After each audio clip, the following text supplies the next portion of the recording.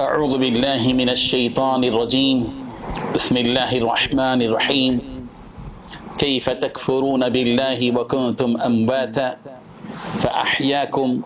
ثم يميتكم ثم يحييكم ثم إليه ترجعون هو الذي خلق لكم ما في الأرض جميعا ثم استوى إلى السماء فسواهن 7 سماوات وهو بكل شيء عليم صدق اللہ العظیم۔ حاضرین و ناظرین، یہ 2 آیتیں ہیں جن کی تلاوت کی گئی، سورہ بقرہ کی 2 آیتیں، آیت نمبر 28 اور 29 یعنی 28 اور 29۔ اللہ تبارک و تعالی نے اس میں ان لوگوں سے خطاب کیا ہے اس آیت میں جن لوگوں نے اس دنیا کے اندر کفر کیا، نبی کا انکار کیا، نبی کو جھٹلایا۔ تو اللہ تعالیٰ سوال کر رہے ہیں کیف تکفرون باللہ، تم اللہ کا انکار کیسے کرتے ہو؟ ظاہر ہے کہ یہاں کافروں نے اللہ کا انکار نہیں کیا، اللہ کے نبی کا انکار کیا، لیکن اللہ کے نبی کے انکار کو اللہ کا انکار قرار دیا گیا، اس لیے کہ نبی کی اطاعت اللہ کی اطاعت ہے۔ من یطع الرسول فقد اطاع اللہ، جو رسول کی اطاعت کرے گا گویا کہ اس نے اللہ کی اطاعت کی، اور جس نے نبی کو جھٹلایا گویا کہ اس نے اللہ کو جھٹلایا۔ اسی لیے اللہ تبارک و تعالیٰ نے یہاں پس منظر میں تو یہی بات ہے کہ جو باتیں نبی کریم صلی اللہ علیہ وسلم پر اتری ان کا انکار کیا کافروں نے، اور نبی کا انکار کیا۔ وہ تو اللہ کو مانتے تھے، لیکن اللہ تبارک و تعالیٰ نے یہاں نبی کے انکار کو اللہ کا انکار قرار دے کر راست فرمایا کیف تکفرون باللہ، تم اللہ کا انکار کیسے کرتے ہو؟ غور تو کرو، تم اپنے ماضی کی طرف جاؤ، اپنے پیدائش کی طرف جاؤ، تم کچھ نہیں تھے، تم ایک ذرہ تھے، ایک قطرہ تھے۔ وَكُنْتُمْ أَمْوَاتًا فَأَحْيَاكُمْ، تم مردہ تھے، یعنی تم ایک مردہ منی کا قطرہ تھے۔ فَأَحْيَاكُمْ، بس اللہ تعالیٰ نے تم کو زندہ کیا، پیدا کیا۔ اور یہ یاد رکھو کہ زندہ کیے جانے کا مطلب یہاں کے 60-70 سال رہنے ہیں، ایسا نہیں ہے کہ ہمیشہ ہمیشہ رہو گے۔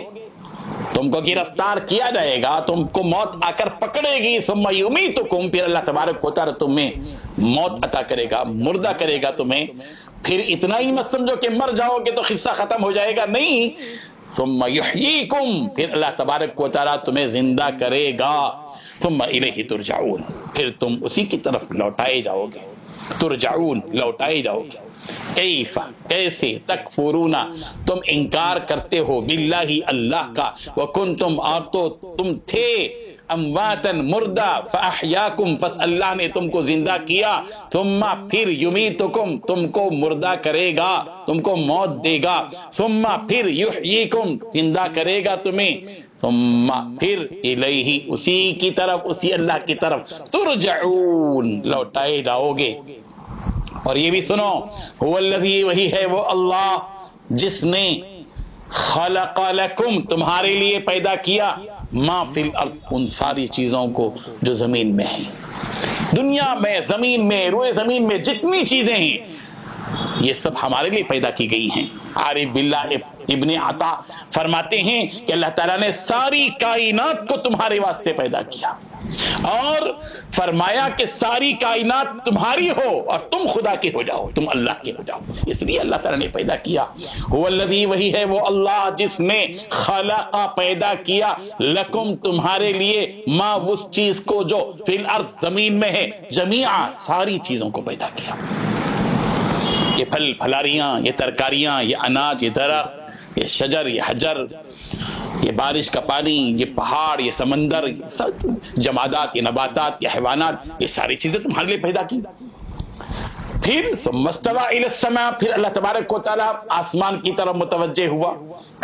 پھر آسمان بنانے کا اللہ نے ارادہ کیا، فسواهن 7 سماوات، بس اللہ تبارک و تعالیٰ نے درست بنا دیے 7 سماوات، 7 آسمان درست بنا دیے،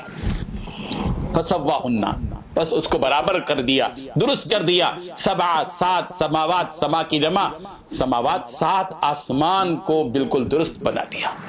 وَهُوَ بِكُلِّ شَيْءٍ عَلِيمٌ، اور یہ بات بھی یاد رکھو کہ ایسا نہیں کہ اللہ نے زمین اور آسمان کو بنا دیا اور پھر ان سے غافل ہو گیا. اللہ کو اس کا کچھ علم نہیں ہے کہ کون سی چیز کہاں ہے, دنیا میں انسان کیا کر رہا ہے, سب کچھ معلوم ہے. اور اللہ تبارک و تعالی ہر چیز کو جانتا ہے. وہ ہوا اور وہ اللہ بکل شیء, ہر چیز کا علیم, جاننے والا ہے. یہ آیت ہم سب کو متنبہ کر رہی ہے, اپنے ماضی کی طرف بھی لے جا رہی ہے, اپنے مستقبل اور فیوچر کی طرف بھی لے جا رہی ہے, اور ہم کو اپنے عاقبت اور اپنے انجام کی طرف لے جا رہی ہے, اور سوچنے پر مجبور کر رہی ہے کہ ہمیں یہ سوچنا چاہیے کہ یہ دنیا کی جو دولتیں ملی ہیں, یہ دنیا کی جو نعمتیں اللہ تعالیٰ نے دی ہیں, یہ اس لیے نہیں ہے کہ ہم اللہ تعالیٰ کو بھول جائیں اور غرور اور گھمنڈ میں پلتے رہیں, نہیں, بلکہ رزق دینے والا جو رزق دے رہا ہے, رزق کا استعمال کرنا اور رازق کو یاد رکھنا اور اپنے آپ پہ غور کرنا اور پوری کائنات پر غور کرنا, اور نتیجہ یہ نکالنا کہ ہم سب کو اللہ تبارک و تعالی نے یہ ساری چیزیں اس لیے دی ہیں کہ ساری کائنات تو ہمارے لیے ہے اور ہم اپنے اللہ کے لیے ہیں. اللہ تعالی ہمیں اس کا ہونے والا بنا دے. وآخر دعوانا ان الحمدللہ رب العالمین. لا الہ الا اللہ.